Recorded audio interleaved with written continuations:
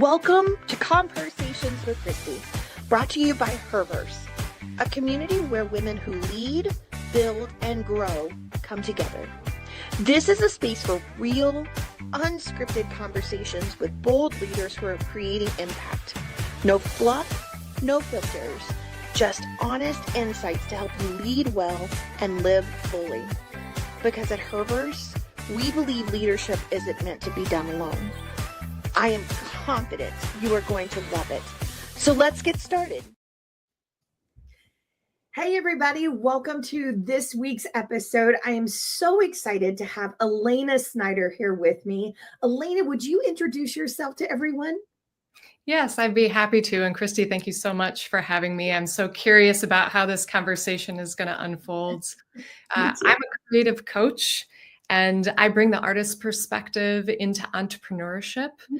My clients are successful visionaries, successful leaders, and they all are at the precipice of a very familiar question. And that question is, what's next? But they're coming at that question in a slightly different way, because it's no longer just what's next. It's also what's mine to do next. So there's a shift that they're beginning to experience that they don't really have language for.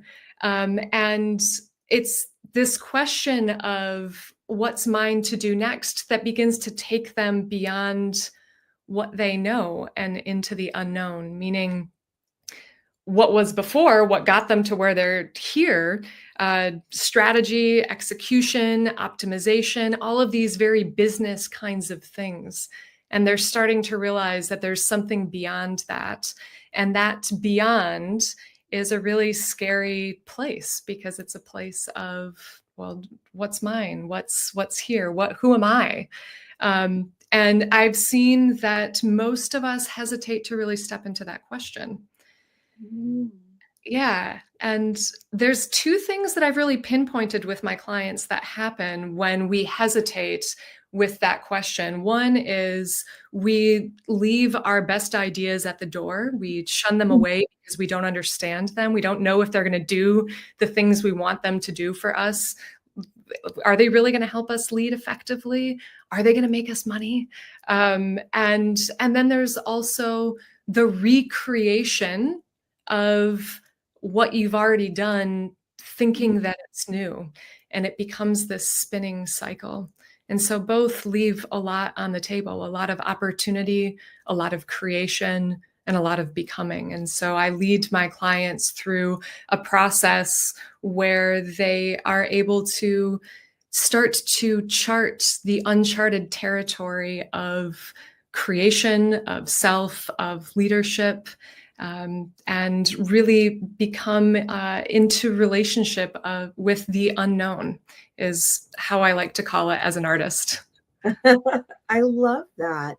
Well, and I can imagine, as it is for most people, the unknown is really, really scary sometimes. It is. Yeah. But I would love to just dive in with something right here. Absolutely. Because the unknown is really scary. And if you think about anything that you've done, including opening your fridge to figure out what you wanted to eat this morning, there is a space of unknowing that you have to step into first. And so we can get really caught up in being afraid of the unknown and forget or not even understand that it is the first step that we must take to do anything, whether that's make breakfast or lead from our inner knowing. That's good, Elayna. I feel like there's a million questions I could start asking, but I'm really curious from you, like, how did this all get started for you? Like, was this a discovery for yourself, and then you started working? How did this passion for helping people with this start? Um, well, remember how I mentioned that cycle of recreating and recreating? That is the cycle that I have lived since I started my business until I found this space of really understanding how the artist perspective is absolutely essential for how we look at our businesses, especially right now as we're seeing the rise of AI and questioning what it means to be human. And I'll back up before I launch into anything about that. But I had a lot of questions for myself in terms of what I was doing and how I could be doing what I'm doing, because my background is teaching English in Japan, starting a cleaning business that was really just myself, only to make money to do the art that I wanted to do, not having any idea that there could be an entrepreneurship angle there. And when I came to Germany, which is where I live now, I knew I didn't want to teach English or clean houses. And so there was this question of what to do. And I started marketing. I'd had a little bit of background in that as well. And so I started marketing, started looking at the questions of, well, to market effectively, we have to know what we do and who we do it for. And not being a business person, I thought that everybody would know the answers to those questions. Mm. Most No. of us don't. Yeah. Yeah. And so as I started to come into that, my first recreation was, okay, this isn't just marketing, this is personal branding. And that still didn't get to the depth of where I wanted to work. And so I just kind of kept up here, like on the surface level, almost not really knowing how to go to the depths that I live for myself as an artist daily. I didn't know how that could fit into these bigger questions that we have around business creation and idea evolution, reality creation, really, when we're talking about change and leadership. And so it's been quite a journey to be able to sit here today and make a case for why the artist perspective is vital for business strategy and coaching. I love that.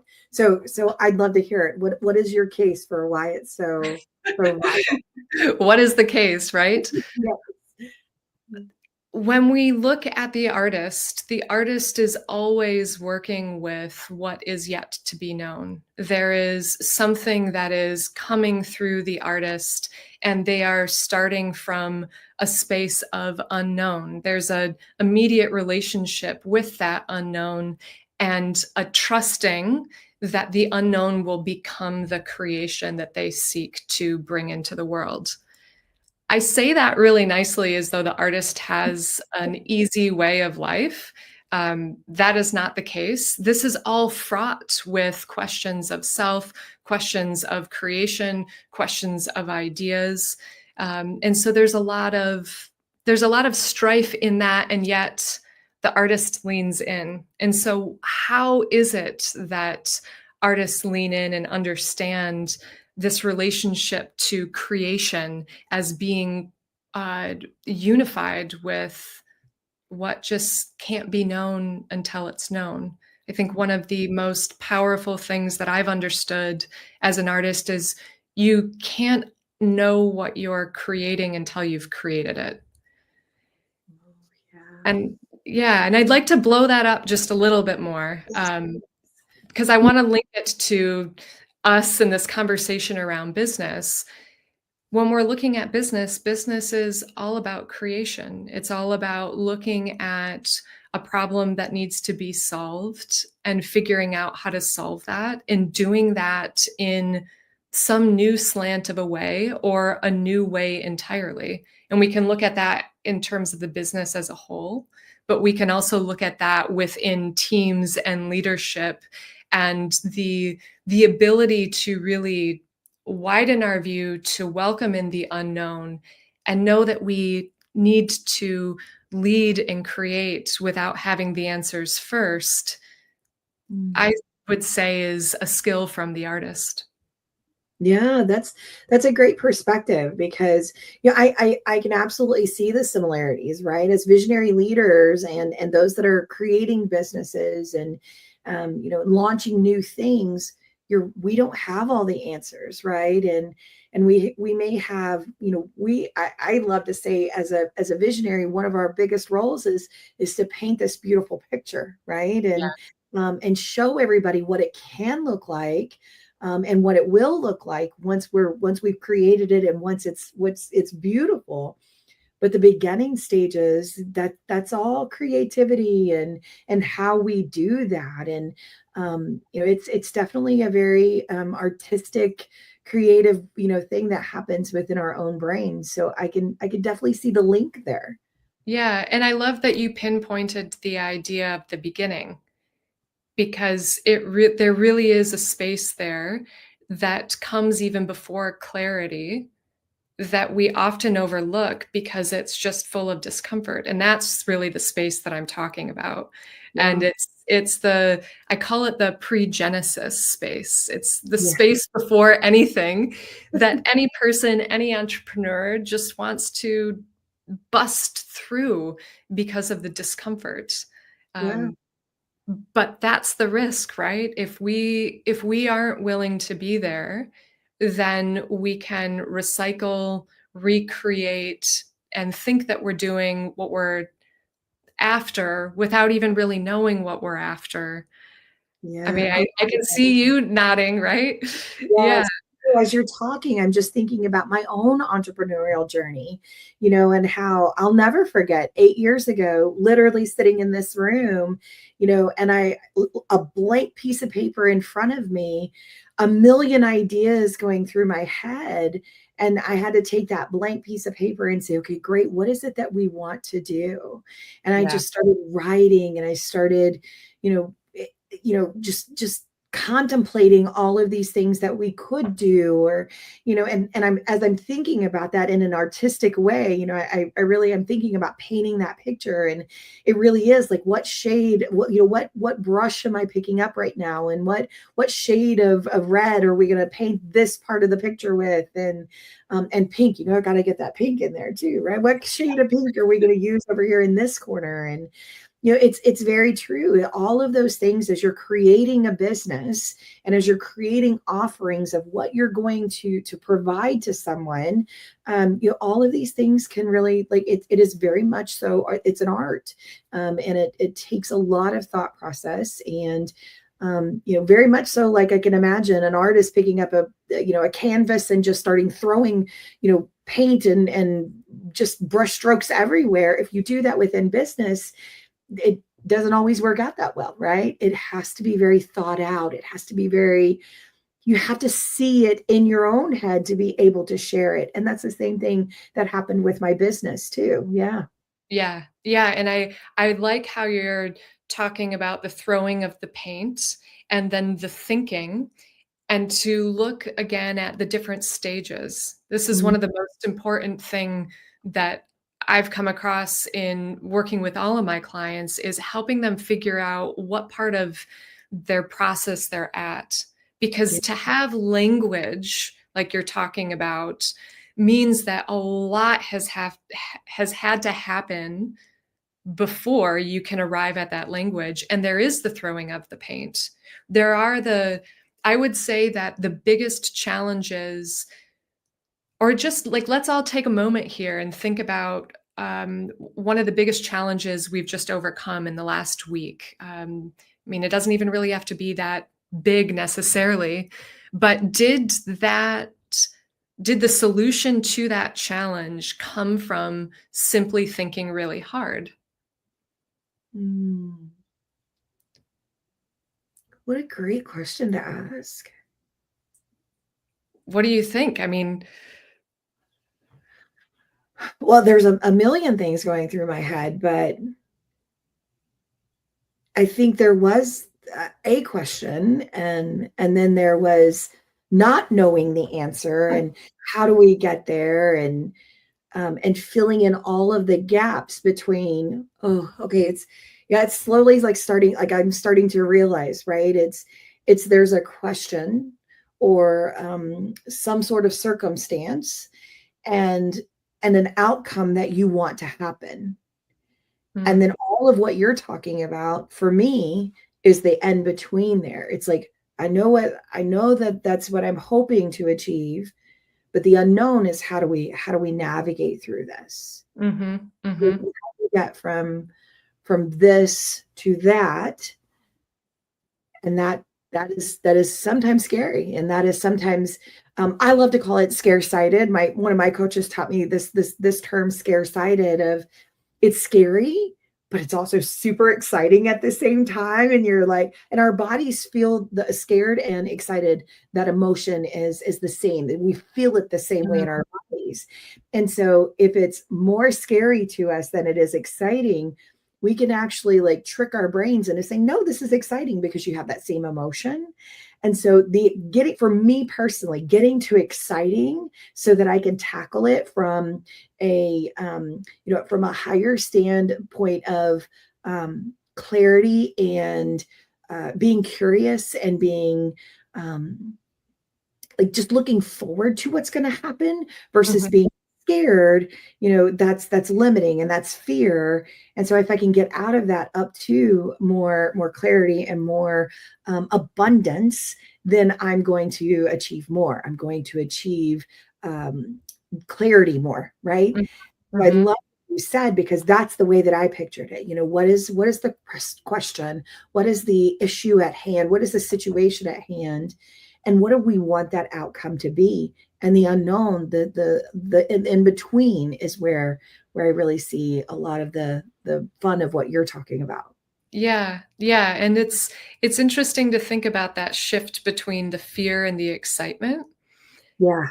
There are times in which we have ready access to creating that shift.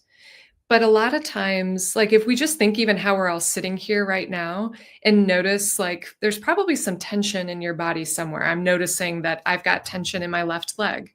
If I say to my mind, I want to release this tension, does the tension just simply release?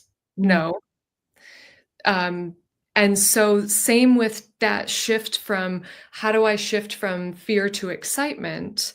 Just thinking about it doesn't always make that shift. We can't force that shift. And so what are the different ways in which we can come at that question indirectly?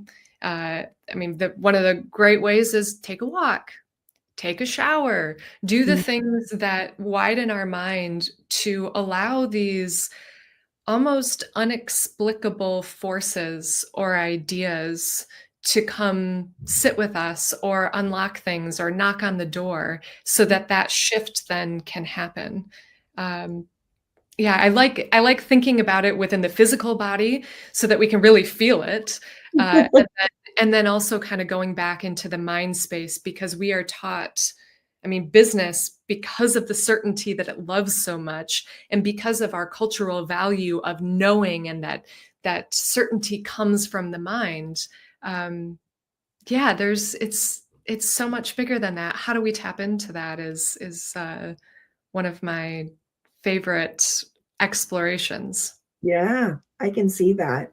Well, and listen, one of the things that you brought up kind of earlier on is one of the biggest unknowns we have right now is AI and, all this artificial intelligence and what is it going to do? And, I love when I have a dear friend that always says, I talk nicely to my toaster now because when it takes over the world, I wanted to know I'm one of the good guys, right? I just laugh at that, but it really truly, it's one of the unknowns, because there are people that really truly believe that AI is going to be just an enhancement and we use it. And there are some that think it's going to be kind of that main leader, like it is going to take over the world. So how are you helping people navigate through all of the things with AI, and what are your own thoughts around AI? Oh gosh, I have so many thoughts. I see AI as a partner, and even as like an artist and a creative, I use AI to take care of the synthesis and the weight that used to take up in me so that I can open myself as my beingness, my human channel to be in a space where I don't have to balance all of this heavy head stuff, and to allow for the unknown to work its magic and for that real creation to come through. Um, so I think that there's, when what I'm really talking about is our essence as human beings, our authenticity of who we are. That's something that AI cannot touch in terms of the way that that creates connection between you and I right now. AI cannot take this conversation that we're having. It can enhance it. It can help us look at it differently. It can help you create questions for me. It can help me synthesize ideas to bring them to you. That's all beautiful. But at the end of the day, as human beings, we are here with our authenticity and our presence. And that is what is becoming more and more needed. And I would say more and more known, if we are willing to step back, see it as see the opportunity here for creation, for connection, for the ability to continue to build that presence through ourselves. I think that there are some really beautiful things that we have only just begun to let in. Yeah. No, I agree with that. And I think the big piece of what you just said for all of us to realize is first and foremost, AI is not going away, right? I mean, artificial intelligence is here. It is no longer a thing of the future. It is today. And it's not going away. So how do we embrace it? And I know there are so many people, it is a 4-letter word for them, right? And they're so terrified by it that they cannot embrace it. But how can we enhance it? I love that you use that word. I love the word enhance when it comes to AI, because you can't take away the human component of it, right? Right. Nobody will take away the connections that people make with other people. And so maintaining that that humanness is so important. But AI, I definitely see we're just at the beginning of it, and what it is going to do in the future. And I can understand how that is a little worrisome to some people. And it is the fear of the unknown that you talked about, right? And how do you navigate through that? Yeah. Yeah, I think one thing that has helped me understand the fear, the unknown, the progression is when we look back and we look at when the internet came, we look at when the Industrial Revolution came, and how all of these different changes have come up. We see different shifts, and we are able to talk about the hardship of those shifts. And this is what I heard a woman talk about recently. I just thought this was brilliant. This is a different kind of hard. Each massive shift that we have in the world is a different kind of hard. So I found that really helpful, because we can try to compare it to when the internet came, and older generations can tell us more about that. We can compare it, but then we also have to look at the different hardship that it is creating, and to be able to learn from what came before in hindsight, and also build into, well, what is the quality of the struggle here? What is the hardship that is created as we navigate this, and as we figure out how to be, how to use it, how to integrate it? Because you're right, it's been here to stay. And I think the question of is it bad or is it good, keeps us in a space that doesn't actually allow us to come into the present, into the now. Yeah, that's so true. It really is. It's so true. And Yeah, it's funny as you're sitting here talking about this and the unknown and what is it going to do. I can also, my business brain is working in ways of, if that is the direction in which AI is going, there will be businesses that counteract that too, right? To still make sure the human side of things is built in, and that the human side of our desires and what we need will flourish and blossom as well. Yeah. And the future is wide open right now. And it is incredible to think about, how these things are hard. And the internet was just one of many, hards that happened. And I'm sure you can go back again, like the launch of like television and radio at one point. I mean, all of those things that are so natural to us today, that are just part of our day-to-day lives, that was hard for a previous generation. Yeah. And there was a lot of fear. I mean, the switch from radio to television, huge fear there. Yeah. Yeah. And don't ask me to say how, because I hear these things and I love them, and then the facts escape me. I just look it up. Yeah, there was one other point that I think that escaped me too. So, yeah. This has been a fun conversation. Like, I think, the fear of the unknown and the fact that you help people navigate through that, it's exciting, right? Because we all have the unknowns that are happening to us. You're right. Even, walking to the refrigerator is unknown. What am I going to create once I get in there? But there are bigger things at place. Yeah. And I know for me, one of the biggest ones was, the unknown of what happened if I left my full-time role that had, stability and all of the things, and created something on my own.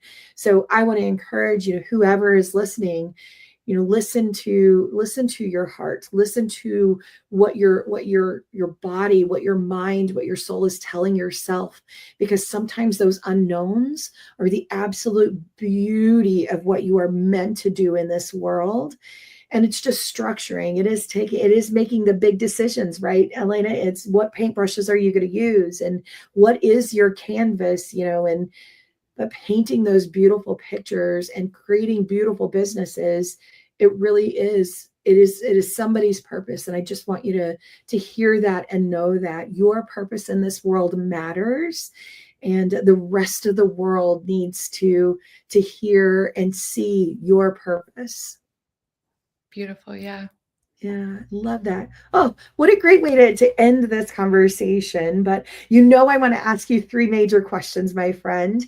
You know me well, and so you know that honor means a lot to me. So for me means that it's honoring a woman of a past generation who has done something significant, either in the world or just for you as an individual. So I would love to know, my friend, who do you want to honor?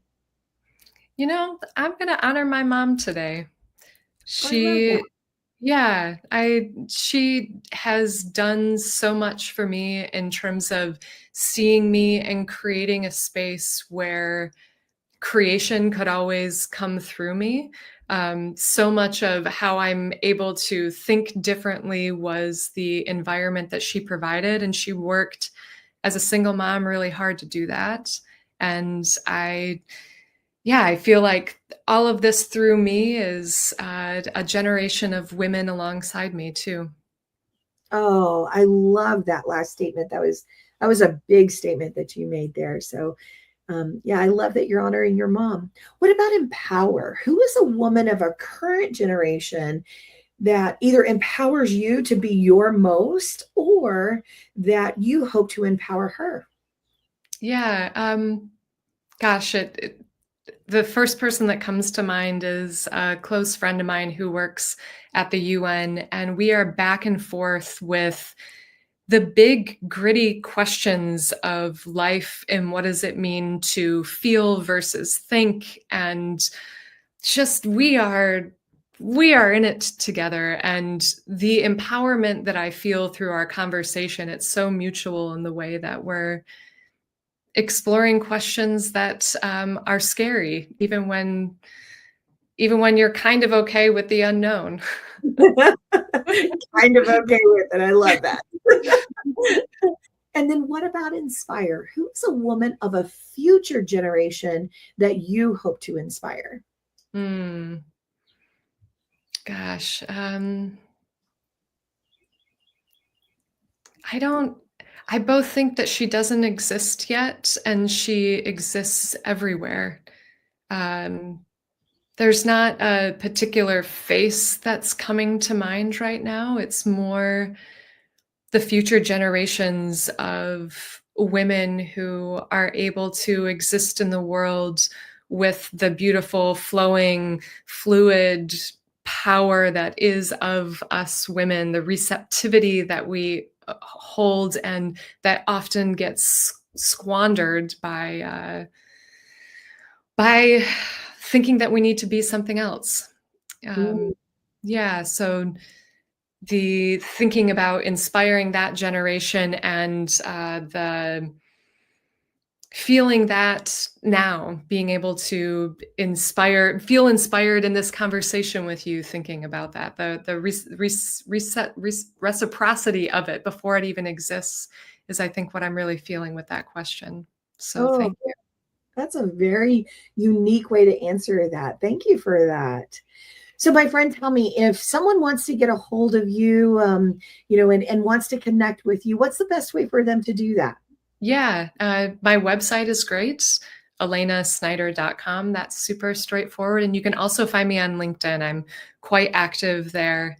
And I'm open to a conversation there, anywhere. I'm, just open to conversations and feeling inspired by those conversations. I love that. Well, thanks, friend. I knew we would have a great conversation. I knew it would be very eye-opening, and I knew with you in particular that it would be very thought-provoking, right? I would walk away from this conversation just, needing to really think about the conversation we had and really let it absorb. So I just want to thank you for that, opening that type of space up for others to be able to truly walk away and want to think about all the things that you bring to the table. So thank you. Well, thank you, Kristie. And what I knew that I was coming into with this conversation was your ability to kind of bring down some of those big ideas and make them a little bit more palpable for us, because I can play up there a little bit too long sometimes. And so this was a safe space to co-create with you. I really appreciate it. It was so much fun. Thank you. Hey, everybody, I hope you enjoyed this week's episode, and I look forward to seeing you again next week when we're going to have another really great guest on. Y'all have a great week. Thank you so much for tuning into this episode of ConvHERsations with Kristie. I hope you're walking away with a few nuggets of inspiration, maybe a new perspective, or just a reminder that you're not alone in your leadership journey. If this episode resonated with you, share it with a friend, drop us a comment, or tag us with your favorite takeaway. And don't forget to subscribe so you never miss an episode. Until next time, keep showing up, keep leading with heart, and keep building the kind of life and leadership that feels true to you. I'll see you in the next